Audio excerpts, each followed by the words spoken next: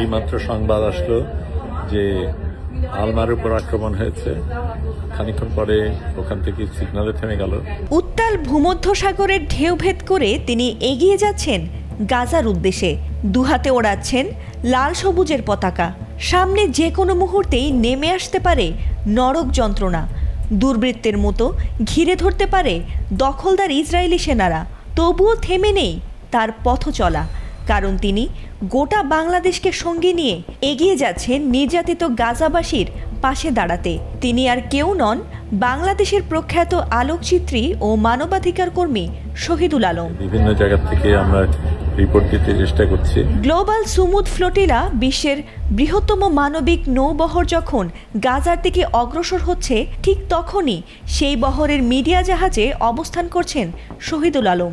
দিনরাত সরাসরি সম্প্রচারে বিশ্বকে জানিয়ে দিচ্ছেন প্রতিটি ঘটনা, পাঠাচ্ছেন ছবি ও ভিডিও বার্তা, যেন গোটা বাংলাদেশের কোটি মানুষও তার সঙ্গে সমুদ্রপথে ছুটে চলেছে গাজার দিকে। তবে বিশাল এই নৌবহরকে মাঝ সমুদ্রে আটকে দিয়েছে ইসরায়েলি নৌবাহিনী। বুধবার রাত থেকে ইসরায়েলি নৌবাহিনী ঝাঁপিয়ে পড়েছে এই বহরের ওপর।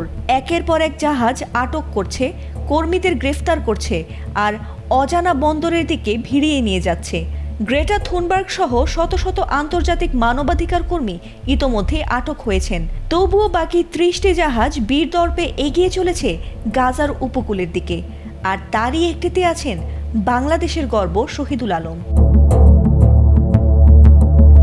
স্থানীয় সময় বুধবার গভীর রাতে সামাজিক মাধ্যমে এক ভিডিও বার্তায় শহীদুল জানান, আলমা নামের একটি জাহাজে ইতোমধ্যেই হামলা চালিয়েছে ইসরায়েলি বাহিনী, আর তার জাহাজও যে কোনো মুহূর্তে আক্রান্ত হতে পারে।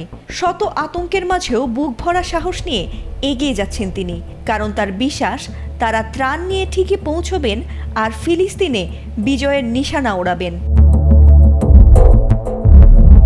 গ্লোবাল সুমুদ ফ্লোটিলা প্রথম যাত্রা শুরু করে 31 আগস্ট স্পেনের বার্সেলোনা থেকে।